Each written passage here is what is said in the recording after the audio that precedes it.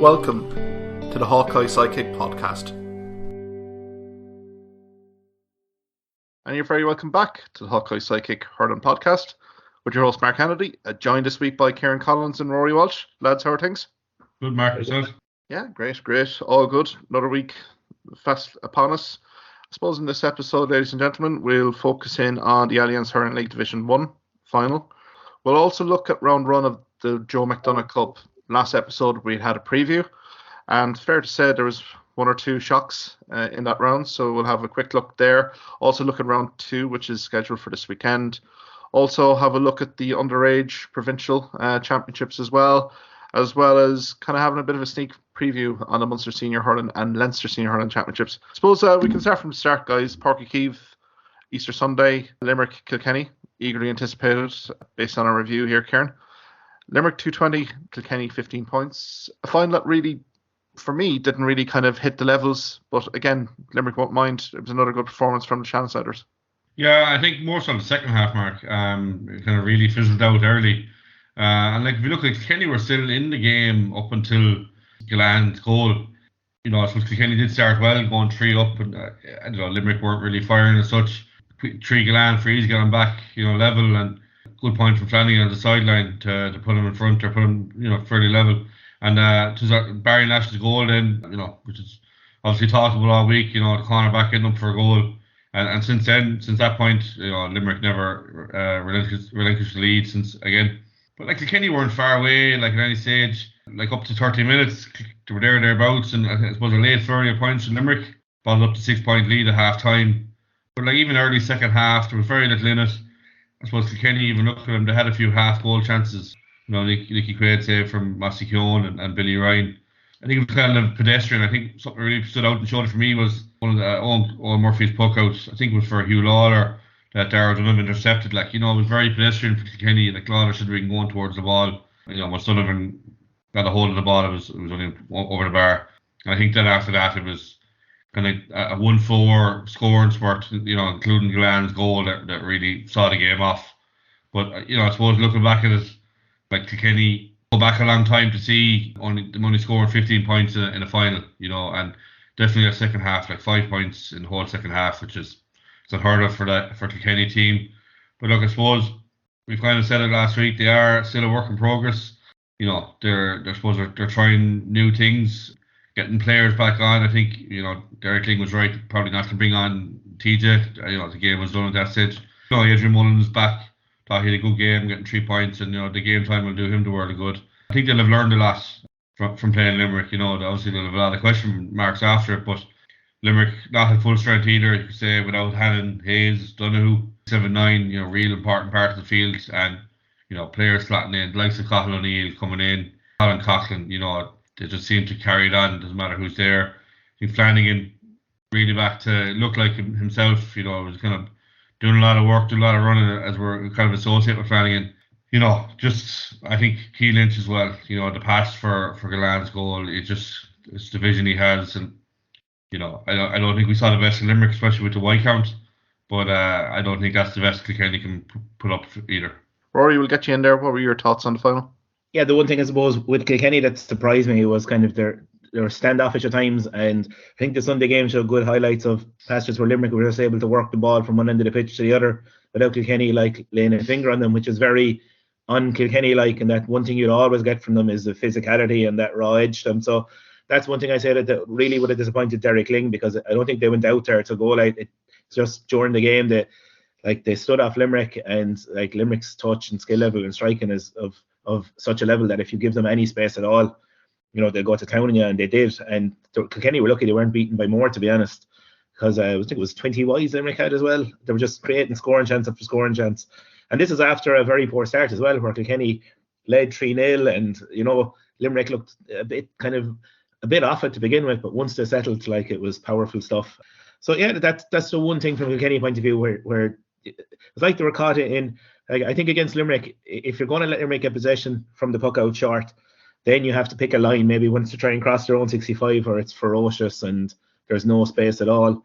But Kilkenny were kind of letting them do both. They're letting them come out, and yet there still seemed to be acres of space at the other end in front of Gillan and Flanagan, which Limerick exploited really well. Some of the ball that was poked in, Keane Lynch, in fairness, just really unselfish stuff. Just putting lane ball in front of Flanagan and Gillan. And look, everyone knows they're really hard to mark, especially when there's ball like that put in space in front. And they do work really well off each other too. Like you could see that for the goal where they just spin off. They automatically know what the other players do, and they just have that bond from playing with each other. But yeah, look, and it's kind of Kylie really has that 19, 20 players that are really interchangeable. Like, and we saw that the last day. Like his next 5 that don't start can easily slot in, and that's kind of to lose Hayes and Hannon, and just as Kieran said, they're just 2 other guys. Coughlin slots in, and there's no real change to how they play. O'Donoghue as well, remember, suspended, and they just get on with it now. It's kind of reminding me of the Irish rugby team who in the Six Nations, when there was an injury or a lad missing, there was no fuss made. They just next man came in and they got on with it. So, that's kind of a hard thing for at intercounty level to have that depth to be able to do that, and just the players to know the system so well and have the confidence to just slot in and not to feel the pressure of, I'm in Will O'Donoghue's jersey here, and they just seem to just get on with it. And as we said, they just hurl like with a bit of a freedom, and they don't seem to be under any stress when they're playing, which is a huge thing the other team is going to have to overcome. I think as well, Rory, you mentioned about the ball to hand. Like, I think that's what sets them apart is it does go to hand, and when it does, like, there's no contesting it. It's not a 50-50 ball, but I think any team who spill a ball, it's there, a 50-50 ball, it's a ruck. Anyone can win it, but I think because they're so accurate with the ball to hand that it takes away that that threat of losing the ball or the ball being turned over. And I think that for me is the most impressive. Obviously it's all down to the training ground, but like for the ball to leave Nicky Quaid and the next time it's to hit the ground is in the net or over the bar, like I think it's incredible.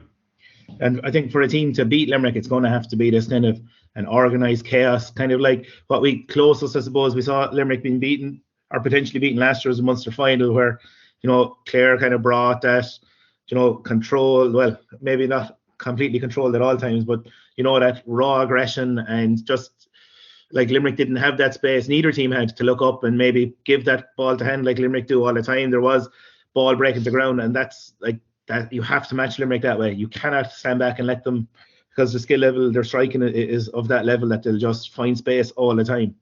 So it's really hard to sustain that for 70 minutes, but that's the only way I can see them being beaten, is just a team bringing that kind of a war, but like controlling what you're doing as well. And when you win possession, just being smart yourselves and hurt Limerick on the scoreboard, because at the moment they look, as everyone has been saying in the media as well, they look even stronger this year than they did last year. But then again, we've seen this before in the past with teams, not just in hurling but in other sports, where you're cruising into a championship only to get hit with heavyweight punch straight away. It can happen, but you just feel with the experience of Limerick that they'd still be able to go toe to toe, but like in one way they're almost going too well. I think though, if you're looking at a way to beat Limerick, I think you're going to need probably 2 or 3 plans, and I think it's because of the way Limerick reacts in the moment. I don't even think it comes from the sideline. I think they're being given that freedom, I suppose, to react accordingly. But like Limerick can mix it up, they'll change it. If you push up on them, they'll put it in long. And if you sit back, they're happy to take points from 60, 70 yards. So I think I really think teams will have to come with maybe a plan A, B, and C, and to mix it up. When Limerick do change, that they can change themselves again. And because I think Limerick do adapt very, very well, especially when it comes to half time. We saw the water breaks. We saw teams having a very good first quarter, and then second quarter Limerick come out and blow them out of it. And I think for teams they're going to have to bring maybe 2 or 3 different plans or different ideas to try, because it might work for 10-15 minutes, but I think after that Limerick get a hold of it and they turn it around again. And in fairness, last year Shefflin kind of did that with Galway, who ran Limerick to the wire as well. They started with Mannion as a sweeper, didn't really work, put him out as a third midfielder, where suddenly he came into the game and it changed the match. And you said, like, teams can't be waiting to see what Limerick do as well. Like, teams have to kind of go and, as you said, try different things, but the main ingredient has to be like an intense raw aggression, and just to have to disrupt the way Limerick can move the ball so quickly, ball to hand, up through the lines. Like, that's the first thing. Because if you let Limerick play, it's just going to, like as we said there, 20 wides and still beat Kilkenny. And that's the one thing Kylie interviewed after the match. And Marty Morrissey, kind of, you could see Kylie was a bit bristling over certain things, and that was the main thing. The first thing he mentioned was their shot selection, and so yeah, and he did mention, like, and here's the thing as well. Davy Fitz has been when he was in a Sunday game for the last couple of years, he was talking about how he had I don't know, am I imagining this, but I remember him saying a couple of times that he thought he had the way to beat Limerick, or how you push up on them and certain things. So now he's a chance to put it into action. They have been waiting in the long grass now, and they know exactly what they're going to face. So in one way, if you're ever going to ambush a team, and if Davy has his golden plan to beat Limerick, he's every opportunity now, because like all the focus is on Limerick. So yeah, it should be an interesting one. It has taken the glass off, or not the glass, but it has taken the limelight off certain teams. I think Waterford, one of the teams. I think Galway, another team, where Galway have, they had their 5 league games, and they're being, sitting tightly for the last couple of weeks, obviously doing their own thing. There hasn't been a word about Galway, and I think, Kilkenny put themselves into the league final, put themselves in the light a little bit more than what, and even I think a lot of people would have, based on that, have Kilkenny ahead of Galway because of that. But, I'm sure Galway are doing a lot of work the last couple of weeks, and they'll be ready to go as well start of the week. Galway probably come out of this last weekend with an awful lot of optimism, seeing that Kilkenny performance. I thought it was a big test for the young players, the young leaders of this Kilkenny side, given that there was no TJ Reid, Richie Hogan, Walter Walsh. So really, Derek Ling really trusted the young players within the squad. And to be fair, I think one or two of them, I think you've rightly pointed out, did have good cameos. But again, there was a few that were a little bit missing in action. And I think the short pass game as well, particularly for Kilkenny, was completely exposed by Limerick in the middle third. So I think it's food for thought here for Derek Ling. I know his post-game comments were very much, we'll strip it back and see what we can improve. But I suppose, guys, we're only a few weeks away from the Leinster Hurling Championship. I don't think he can fundamentally change everything now, can he? He has a lot of change implemented since the Coley times, even just player positional changes. You look at Paddy Deegan a little bit more up the field, and Pádraig Walsh coming back, corner back. The corner back is probably one of the hardest positions in the field, I think, it's kind of specialised in a way, not many can slot back in there. But on top of a change of game plan and such, and working a lot shorter, I think that it would be wrong to expect so much from them. I know they were in the Ireland final last year, but with all the changes, to me, it has to be a work in progress. And I think the fact that he got to the league final kind of glossed over maybe issues that might be there. And I think we kind of said it last week, Mark. It's all well and good playing like Antrim and Westmeath and that. But, when the real pressure comes on, I think we saw it earlier in the league when they played Tipperary put the pressure on them, and Kilkenny didn't respond well. And I suppose there was one question mark I had over Kilkenny, where when that pressure came on and they're trying to work the ball through the lines, it's not as easy as it would be in a wet day against Antrim early in the league. The intensity isn't there, the same pressure isn't there. So I think there will be, I still have the highest respect for Kilkenny, and I think they will definitely come out of Leinster. But they'll have a lot of questions to answer over the next couple of weeks.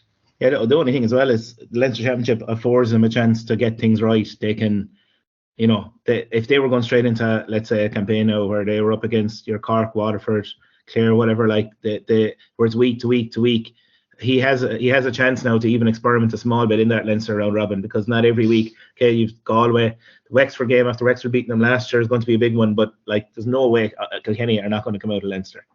So, he will have those weeks where he can still maybe tinker with things a bit, which he wouldn't have the same opportunity if he was, in the Munster Championship. Yeah, they do have that comfort, as opposed to the Munster teams where, even having the, Westmeath first game out, with respect to Westmeath, they really could put not a second string out, but a weakened team out, and I suppose from the league final to the Galway game, they have 3 weeks, they have 3 good weeks to prepare for it. Looking at the fixture list here with Kilkenny at the moment, it's looking quite good for him in terms of the fixture list anyway, to kind of grow into the actual championship itself. But I suppose going back to Limerick here, guys, we mentioned at the onset here just that there was 1 or 2 players here from Limerick that had a point to prove, and I thought the likes of Dan Morrissey, particularly half back, didn't put a foot wrong. I thought he was maybe the standout player for Limerick, particularly in that opening period, particularly when the exchanges weren't going according to plan for Limerick. Dara O'Donovan coming in for Will O'Donoghue, and probably Seamus Flanagan teaming up with Aaron Gillan, I suppose, Kieran. It's a nice selection poser for John Kiley, Paul Kinnerk heading into the championship when you see those sort of guys really taking their opportunity so well. Yeah, absolutely. I think one player for me was Seamus Flanagan. I think might have been mentioned last week. Like, I thought he might have been at risk, maybe still is, of losing the jersey for the championship, but I thought he really had a good game. Work his socks off as you'd expect with him, and I think they just have this understanding. Himself and Gillan just seem to click when they're played together, and once the right ball goes in, they're dangerous. They're a dangerous duo. But Dan Morrissey, like, I suppose, look, across the whole half back line, I mean, we've mentioned this for the last couple of weeks, is the choice selection that they do have. I think Colin Coughlin has really set up this year. Cathal O'Neill, I think, really has taken a huge jump, and it's a huge kick up the arse to Morrissey and Hegarty, because if you're not performing, like, Kylie won't be long dropping you and giving O'Neill his chance, because I think he really has earned it. Missed the first few games, but the last couple of games I think have been really, really impressive. Talk about it in terms of Munster then. Who is your top three at the moment? I know myself and Kieran were kind of hinting that we might reveal it. Let's do it tonight then. I suppose, Ruairi, from your perspective, who do you feel is the top three right now heading into the championship? Munster is going to be the hardest one, as always, to pick, but I'm going to start by maybe thinking the team that I don't think will make it is Waterford. So I think it'll be 3 from the other 4. But Waterford, just the fact they don't have home advantage again, it's a big one, and they're playing Clare in Thurles, and Clare, we just spoke beforehand about Clare's record in Thurles under the Lohan era, let's say, where last year they played there 4 times, won 3, and over 70 minutes, I'd say, drew the other one with Limerick. The year before, beat Waterford there, beat Wexford there. I think they've maybe unbeaten in 6 championship games in Thurles, so that's beat Cork and Tip there last year, so I think that's a huge disadvantage for Waterford. And then also as well, it's Limerick in Thurles as well, isn't it? Yeah, Limerick. It is. So they're 2 huge ones, and then you've Cork away and Tip away, so. Their only hope here would be for Waterford to come out with a massive performance and maybe turn Limerick over in the first game when Limerick are coming off the high of that performance of the league, and maybe beginning to listen to a lot of the podcasts like ourselves and reading too much media, and just maybe lose that bit of complacency might set in for just that one game. And Davy, of course, has been telling everyone for the last 2 years that he has the game plan to beat Limerick. So if that is true, we'll see in a couple of weeks. But I think that is their only hope, maybe, is to go out, shock Limerick first round, and that gives them every chance then. There needs to be one more game out of the last week. But look, okay, I'm going to discount Waterford. And the other team I'm going to discount is Tipperary. I think the game in Ennis is huge. It's very close. I just think maybe Clare home in Ennis, and they're kind of being written off again. I was just reading a lot of things, league standings. People are doing their standings after the league, and Tipperary seem to be top 3 or 4. And we're talking about a team that lost every game in Munster last year in Championship. To jump 7 or 8 counties based on a league campaign, I don't know. If they come out and beat Clare and Ennis, then I think they're serious. But between now and then, I just don't see it happening. But yeah, that's the big one for me. Because I think Limerick and Cork will probably be the other 2 to go through. So Limerick, Cork, and then whoever wins that Clare Tip game in Ennis. And I just gonna at the minute declare they're not. Kieran? Yeah, I think for me, when you look back at the round robins for the last couple of years, home advantage is key. You win your home games and you're 80% of the way there. You might pick up a win on the road, but looking at the fixture list, I suppose going through them, for me, look, I think Limerick will have enough to, even if they do lose the likes or one of the games to Waterford. I think they're the 2 closest teams to them were probably Clare and Cork, and they have them at home. So I think that gives them an advantage over the 2 teams. To play Waterford in Semple Stadium, it's no advantage or disadvantage to Limerick going to Thurles. I think every team in Munster has played in Thurles so many times that it's like a second home, especially to Limerick. So I think it takes away the advantage Waterford do have of bringing a team down to their home field and trying to swamp them there. So I think for me, Limerick number 1. I think my second team, are Clare. I think Clare's closest rivals are Tip and Cork. They also play them at home. So that gives them an edge. We all know Cusack Park is a really hard place to go to. Limerick went down there a couple of years ago, going well there on Robin and got an awful hide in Ennis. So I think, you know, if Clare keep that kind of cauldron feeling going, that I think the first game for Clare is crucial, the Tip game. But I think that, you know, Clare, they've had a couple of weeks. They have a couple of players in their last year. I think McCarthy being one of them is going to be crucial for their year. You know, I think no one knows these guys, and he'll have them, you know, they'll be disappointed over last year, and there has to be hunger there. So I think for me, Clare are my second team to come through. The third team for me is between Tip or Cork. I think Tip, when we saw them against Limerick a couple of weeks ago, you know, they're really huge intensity. You know, like Carl Barrett back in the field is going to be a huge plus. They have a lot of injuries, but, you know, players are going to start coming back.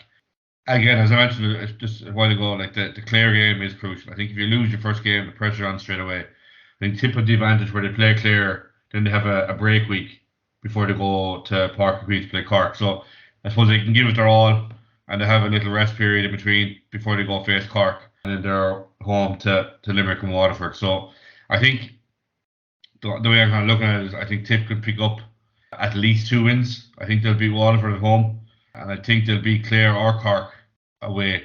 You know, so I think, yeah, it's so hard to know. I suppose it all depends on what Cork team turns out, but I think if Tip bring that game where they played against Limerick and they can, you know, do it week in, week out, I give Tip every chance. So I'm going to say Limerick, Clare, a slight nudge to Tip. Those my picks. I suppose Limerick 1. I think unless you beat the champions, you have to give Limerick the credit that's due. I mean, great league display, a bench, a panel here that can come in if things don't go according to plan with Waterford. My hope at Waterford is that they give this a real go in Thurles and maybe use Desi Hutchinson and Mikey Kiley inside. I thought Kilkenny in the league final, when they did play direct, there was a few problems there, particularly the Mossy Keown chance, particularly in the second half.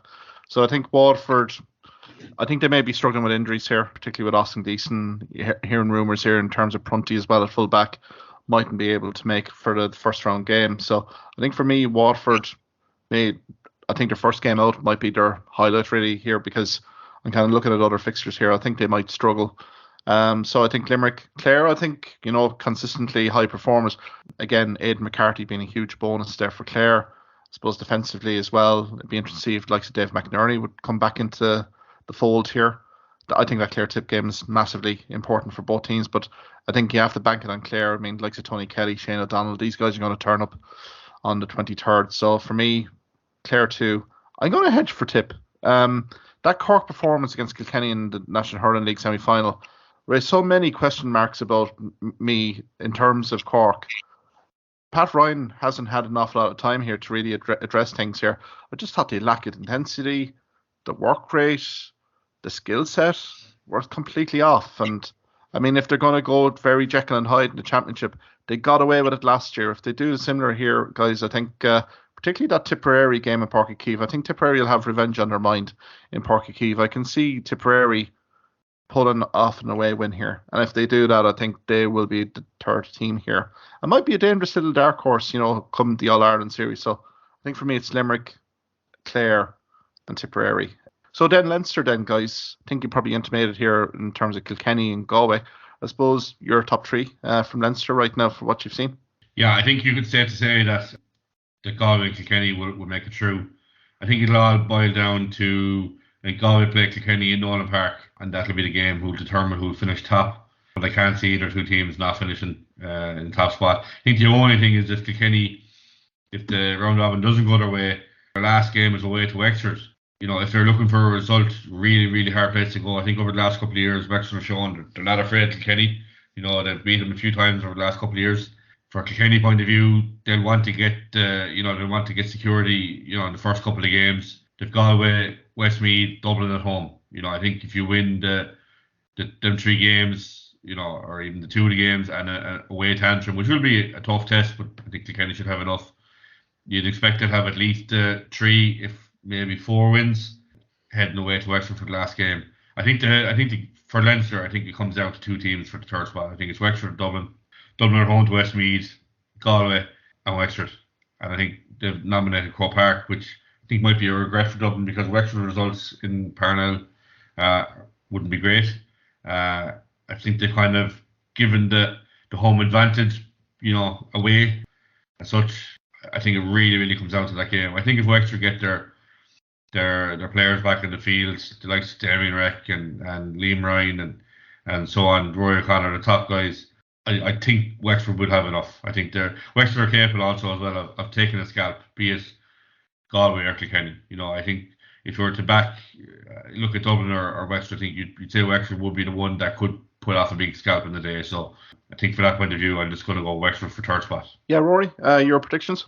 Yeah, I was just going to say what Kieran finished with there, that who's more likely to beat Kilkenny or Galway out of Wexford and Dublin? And it is Wexford, like last year, beat Kilkenny and drew at Galway. So they have that now. At the same time, then they win and drew at Westmeath. But like that's typical. That's what Wexford will do. But with Ruairi O'Connor and Lee Chin both firing at any one day, both of them, like they are a massive handful for defence. And like I just see out of Wexford Dublin, they are possibly the more likely. It's a bit like the Clare Tip game. That's going to be the decisive game, you'd imagine, in the group. But saying that, last year Dublin came down and beat Wexford, didn't they, early in the group?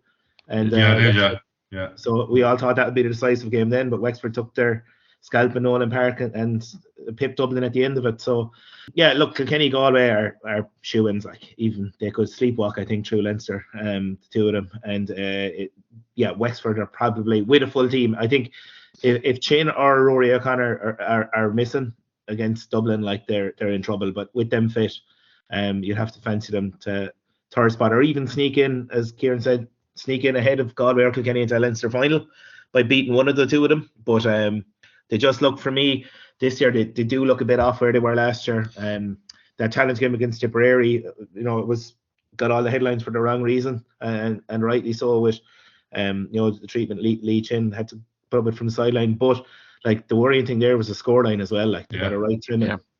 And you were kind of hoping that maybe Wexford were just putting all their eggs into the championship basket, and Darragh Egan would have been hoping for a big performance there, albeit a challenge game, but just signs of green shoots. But that was the worrying thing, was the beating that they got in that match. But look, as we mentioned with Kilkenny, Wexford will have a couple of games in Leinster as well to find their feet with. I think Westmeath and Antrim, they should have taken their warning from last year not to treat any team lightly in championship. And they have them at home as well, Rory, which is another advantage, so. It is. So look, I just fancy, so Galway, Kilkenny, Wexford are my 3 picks there. Probably going along with yourselves there, guys, to a certain extent. I just fear for Wexford a little bit just in the schedule. They're away to Galway and away to Dublin. So I know, granted, Croke Park has been the venue. Again, there's so many questions for Dublin and Wexford to answer here during this championship. It's very much a 50-50 call. Do you guys actually see any shocks here? I mean, Antrim at home to Dublin, first round. Maybe Westmeath, Joe Fortune. I know the Wexford game in Mullingar last year. Do we see any kind of potential scalps here for those two? I mean, Antrim have been knocking on the door here for a few years. Do we feel that Antrim might be one of these kind of good stories here for Leinster? Maybe, Rory? I think that game you mentioned there, Antrim versus Dublin, is a real, like Dublin are. We were talking about Wexford, drawing Westmeath last year, but we had a situation of Dublin being knocked out by Laois after going really well through Leinster in what was a quarter-final game, or a preliminary quarter-final a couple of years ago in Portlaoise, which was a huge shock at the time. Let's not forget, like Dublin were being talked up that year. So I think Dublin are vulnerable there against Antrim, and that could be the one. Other than that, like it's hard to see either of them go down beating in Dublin there, especially in that early round game. Is a good chance for Antrim to pick up a scalp. I think if you're looking at Dublin as well, Mark, I mean, we've seen them over the league process. It's all on Donald Burke, really, isn't it? So if you're Darragh Egan looking at how do you stop the threat, I think he has a good man marker in Shane Reck. He showed it last year on Tony Kelly and other players coming against. I think if you can, restrict him on the frees you give away and restrict him from play, I think you go a lot of the way to try and stop Dublin up front. Yeah, I would agree with you there, because I don't think Dublin's depth chart has been really truly identified by Micheál O'Donoghue here. I mean, it's a very much a work in progress transition here. He really needs to know his crop of players. I mean, Donald Burke has been head and shoulders the top forward for Dublin. I know Considine has come in and Crummy has come in with some little cameos. again, there's going to have to be a bit more than that for Dublin really to really succeed. And I think the Croke Park switch as well, I think you've alluded to it here, Kieran, maybe a detriment here, because I think an awful lot of teams may definitely destroy Dublin defensively with their speed.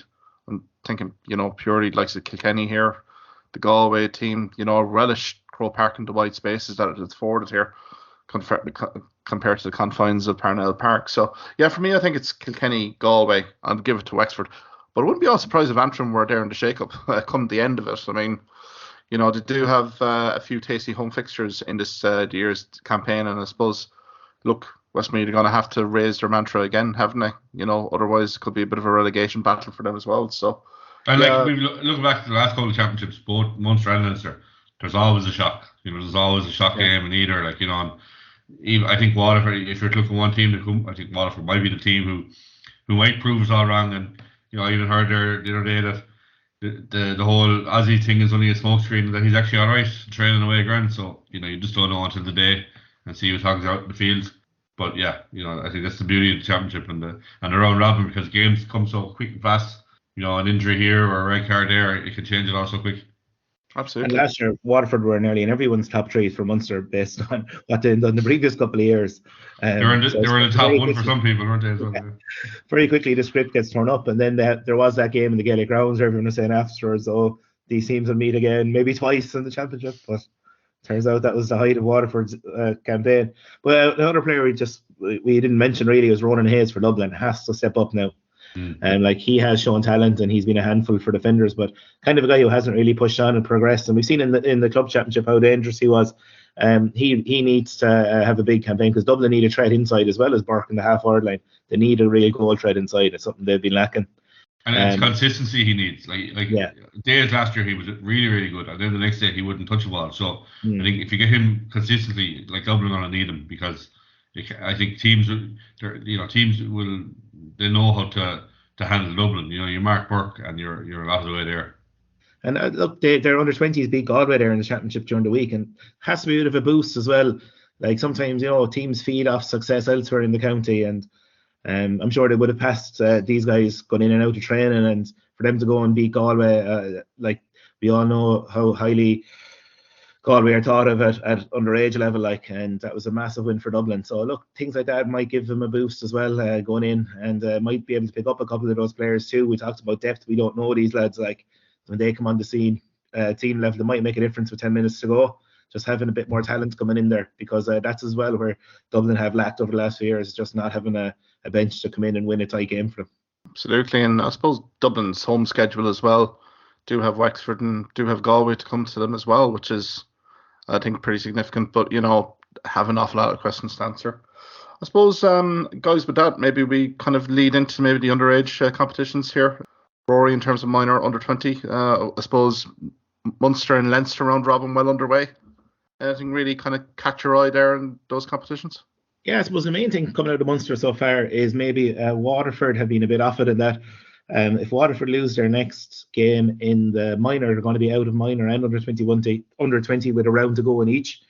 So the way it works is there's a round robin, and the top team goes straight to the Munster final, and second play third in a semi-final. So at the minute, Limerick and Cork are unbeaten in both minor and under 20. Clare are going well. They beat Waterford heavily tonight. Game again, TG Cahir, in fairness to them, had it for free up on YouTube, which is great, because sometimes you pay €10 to stream sport, so it's great when you see the TG Cahir advertising these games. But again, look, so an impressive performance from Clare down in Fraher Field. This was a game that was cancelled, meant to be on last night and cancelled, but finally got played tonight, and puts Clare in a great position. I think if Limerick beat Limerick beat Tipperary, Clare are guaranteed to be in a semi-final at least. So it's looking like Limerick, Cork, Clare maybe in the 20s, and it could be Limerick, Cork, and either Clare or Tip in the minor.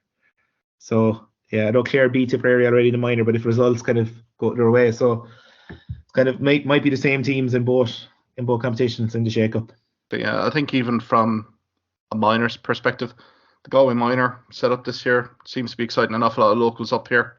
They travel to UPMC, Nolan Park on Good Friday, and it was certainly a Good Friday for Galway.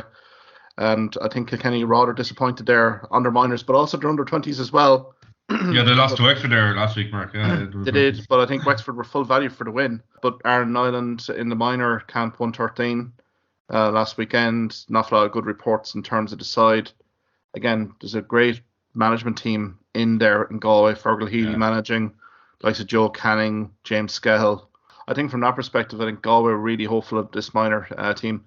Pretty much backbone from Loughrea and also Athenry colleges here as well. So, but Aaron Nyland being really the star of the show.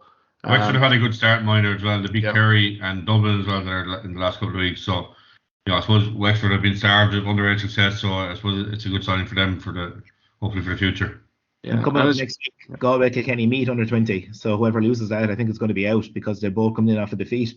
Wexford beating Kilkenny and Dublin beating Galway. So it's good to have a do or die game so early in the championship. Oh, absolutely. Look forward to it next week. Yeah, because Dublin have really started very well in the minor and under 20s as well. As you said, the under 20s had a very keynote win against Galway under 20 team that's pretty highly rated here as well in Galway. So I think that was a shock for some of the locals when they saw that result. But again, performance wasn't good enough. But I think Dublin, the minors as well, beat Offaly. I think Offaly are really looking down the barrel here as well in Leinster, after last year's heroics. So I think from that perspective, it's been a good championship underage. I mean, it's really culminating now in the round robin, but I suppose we'll look at it a little bit more in the next week or so. I suppose, guys, we can switch then to Joe McDonagh Cup. I know myself and Kieran had a preview last week, and we said beware of the rye grass, particularly with certain teams, and so it proved that the main headlines here really: Laois getting beat by Offaly in Tullamore, Kildare getting absolutely trounced by Carlow, and then Kerry showing a real statement of intent to play down. I suppose, guys, Offaly at 319, Laois 122, but I suppose it didn't tell the whole tale of the story here, Kieran. Yeah, I think if you were to look at the little bit I've seen in highlights, I suppose Laois started the strongest, and I suppose looked the classier side, seemed to work the ball a lot easier, and some good points earlier on from Dunphy and Stephen Maher. They were getting a good supply of ball in as well, and I think it was just the goals early on kept Offaly in it. It was Laois were 6 points to 1 ahead before Cal got his first goal, but Laois pushed on again. They were leading by 4 with 25 minutes gone. And, another Offaly goal for half time. They were only 2 points down. I think Offaly would have been delighted at half time going in only 2 points down. But Offaly with the breeze in the second half, Laois still didn't look dangerous, but I just think they were under a lot of pressure from the Offaly backs and really disrupted their play going forward. Offaly just took the lead. They were great points. They could have kicked on, died, and Owen Cahill, super game again, with 2-11, really good scoring. Laois kind of fell away a little bit then, I think, but it was the goals that really won that game for Offaly, and now they're 7 games unbeaten, and it's a good time to have a run like that going, running in from the league and league winners into the Joe McDonagh. Absolutely. Ruairi, get you in here, I suppose. If Offaly are on a high, Laois, that's the 7th loss in a row now. But I think some grounds for optimism here, Ruairi, for William Maher, particularly, if they can address some of their kind of shooting and defensive issues here, because they certainly have the skill set. Yeah, both similar games actually. Their relegation game against Westmeath, their opening round game there against Offaly, where they looked very impressive going forward at times and took some great scores and kind of a spread of scores as well throughout the team, but just conceded like goals, soft goals, especially at the wrong times in games. Sloppy goals as well, like even there in the second half where Offaly had kind of finally got a stranglehold of the game. Paddy Purcell got a goal for Laois and brought them right back in it, brought them level again, and that was a perfect opportunity for them to maybe kick on with 10 minutes to go, but it was Offaly who went back up the field and got another couple of scores in, and it just kind of killed the game from there. But I think Laois was a perfect game for them in that they now are at home to Down, I believe, in the next match, so gives them a chance to kind of bounce back, get a win on the board and get some confidence going, because coming off 6-7 defeats, even if it was against really strong McCarthy Cup opposition, it's still not great for the confidence. So a win here will give Laois put them right back in the mix again. And I based on what I saw against Westmeath and against Offaly, I'd give Laois a chance of being right in there again. Like, they could go the rest of this group without losing a game if they can just keep the faith and keep going at it and not get disheartened. Oh, I'd absolutely agree with you there, Ruairi, because I think Stephen Maher chipped in with 12 points, Keys prominent as well. I think Offaly are under no illusions here. If they do face Laois again, their performance is going to have to be upped again. just given the skill set there for good periods of that first half. There's only really one team in it, and I think Laois, it's a key game for them against Down, as you say, but they can build momentum fairly quickly here in this competition. And I suppose we can probably move on to Netwatch Dr. Cullen Park, Carlo. We'd kind of tipped this one. Kildare coming off the back of that 2A league final loss. We thought there would be a final hangover. But I think this would be a bit disingenuous to Carlo, just given the performance, particularly in that first half, where they went 4-13 to 5 points up here, Kieran. It's a massive statement of intent. And I suppose Tom Mullally can really take an awful lot of credit here in terms of the setup, and really the execution of the side was really on point. Yeah, you can see Carlo were really primed for this, and they just tore into Kildare from the start. But I think if you look at it, Carlo had a 3-week break going into the game compared to Kildare, the 6-day turnover. So I'm sure Kildare would have put everything into that league final, and then to lose and then face into championship 6 days later, it is unfair. But I think this Carlo blew him out of it. Boland with a 26-minute hat trick, very good day for him. Kavanagh again, 12 points. Joe 2-2. To be fair, Kildare I suppose did rally a bit in the second half, but the damage was done really in the first half. And a great start for Carlo, and they kick on again. Another tough game against away to Kerry this weekend. So it is week on week in the Joe McDonagh, as we've said. There's no let up. And I think for like Kildare, against Offaly, I think the whole mental side of it, after losing to them last week, and I think it'll be a tough week for Kildare and to try and turn it around. And you'd hope that they do have at least a good performance and maybe sneak a result, because they've had a very good league campaign, but with all that work be undone if they lose again this weekend, so I think it'll be a tough week for David Herty and Kildare to try and get them back on the wagon again. Well, it is a critical part of their season. They've had a great 12 to 18 months, given all the success they've had intercounty-wise, given even club in terms of Naas really being prominent. So I think these are key days here for Kildare, not to really lose the composure or plot here, because they didn't get to a 2A league final by accident. But I think there was some worrying aspects here, Kieran, particularly in the way that the Kildare defence was ripped open here. I thought Tom Mullally knows everything that needs to be known about Kildare hurling anyway, given his stints with Naas as well, knows the Kildare club scene inside out. I thought the running game for Carlo was very prominent, and also the quick ball into to Boland as well, who seems a prolific full forward option here for Carlo in this competition.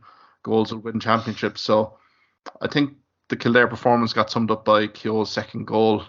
Kildare trying to build from the back and intercept, and then Keogh goes in for the goal. So I think a bit of soul searching from Kildare, but again, season's not over here, and I think to be fair to Kildare, they have to show their best foot forward against Offaly here, Ruairi. What a crunch game here for Kildare to really turn their season championship around. Yeah, and look, they have met Offaly twice in recent weeks, so they know exactly what they're facing as well. And the fact that it was still a tight game, the league final that they lost, and Kildare had every opportunity at certain times, just a bit wasteful at times, and kind of decision making let them down at the crucial stages.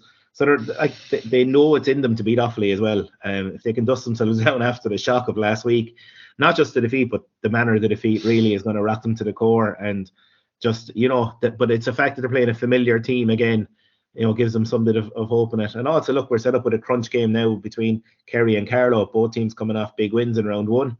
And whoever wins this is going to be rightly set up. They'll have 2 wins out of 2, whoever wins this, before they play Offaly, Laois, kind of maybe the two of the stronger teams in the group, like Division 2A league champions, and then Laois, who've just come down from McCarthy Cup as well. So whoever wins that game, Kerry Carlo game, is going to be right in the mix. So that makes this round is intriguing, and I suppose it's kind of a standalone round as well before Leinster Championship, Munster Championship start. They get kind of a round where it'll be the only real hurling spotlight will be on these round of games this weekend.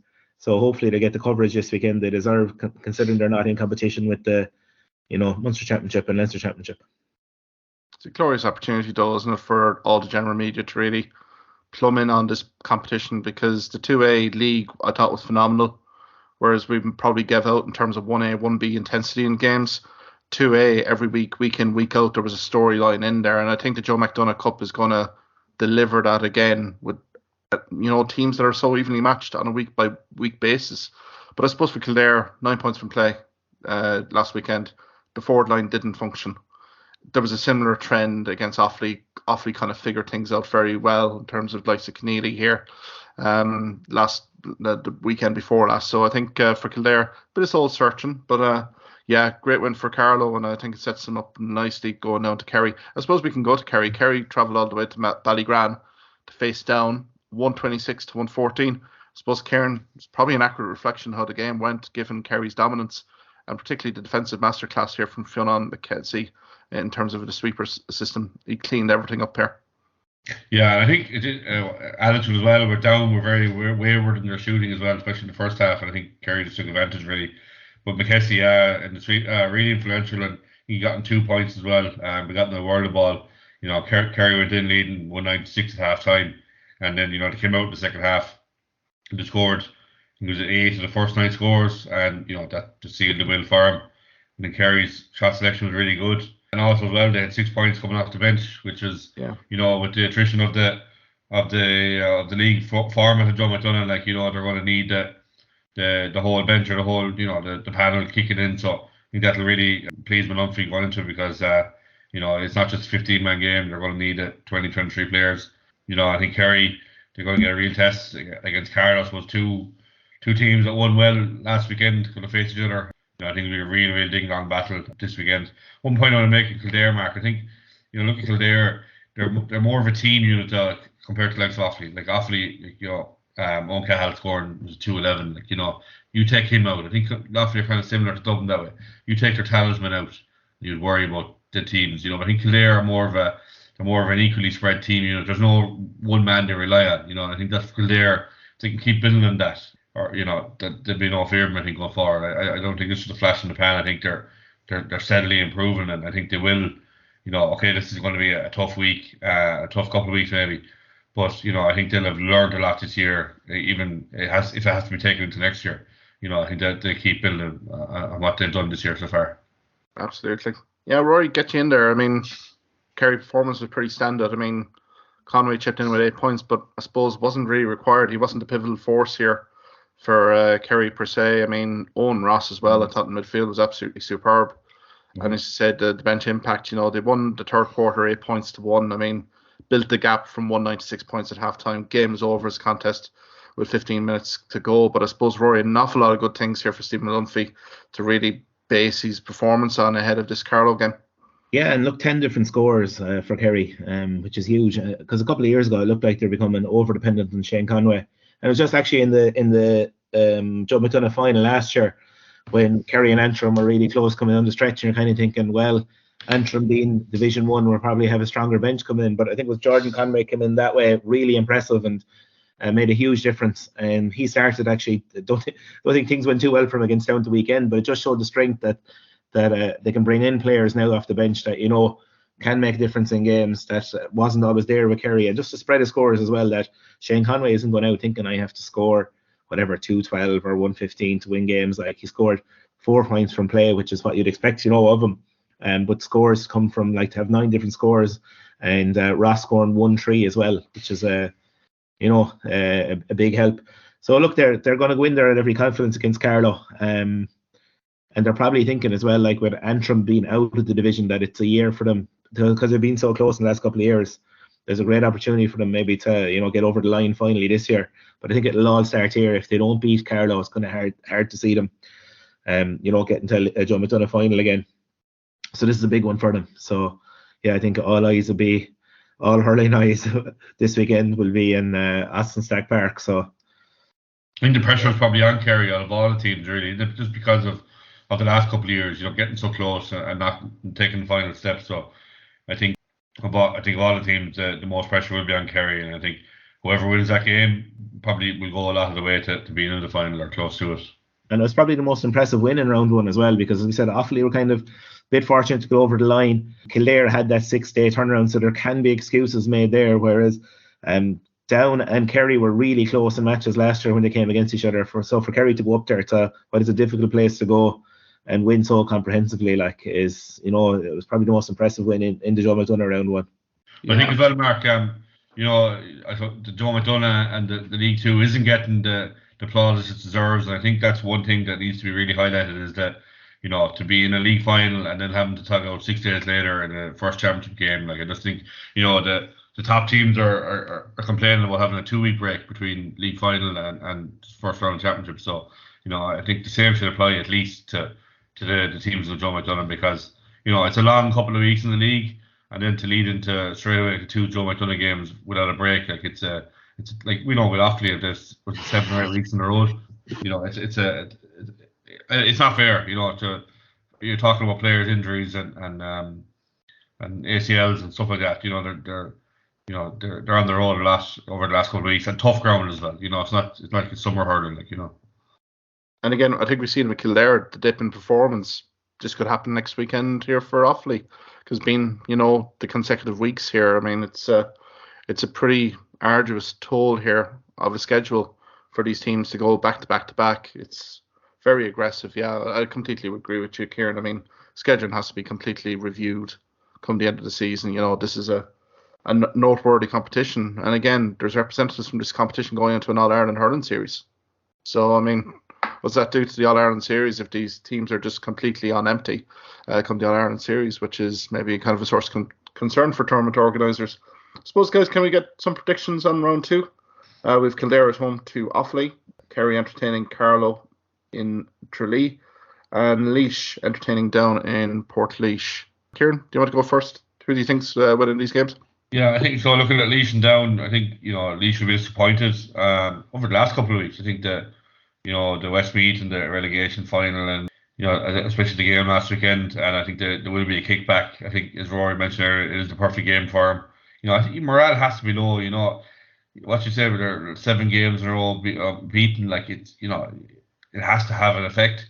But I think Down travelling to Portlaoise, I think Laois should look for a big performance and a result. I think Laois will. So I go Laois in that one. Kerry Carlow, it's really hard to call this one. I think Carlow put themselves in a good position after week 1. Very good management. But I think I think the pressure, as I said, is on Kerry. And I think, if they're ever going to win it, I think this will be their year. They've been so close for the last couple of years, and I think home advantage will be crucial in this one. So I'm going to tip Kerry for that one. Kildare, Offaly, another big game. Offaly will, they're unbeaten in 7. It's very impressive. Kildare, there has to be a kickback. You'd imagine there will be.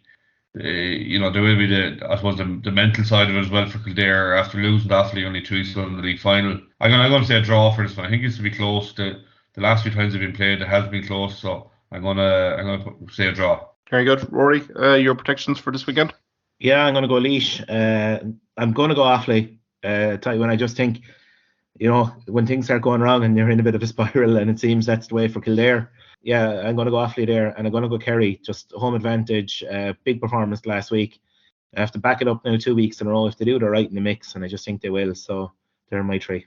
Yeah, I'd go with Offaly as well. But again, back in my head is Offaly are going to have a dip in performance here.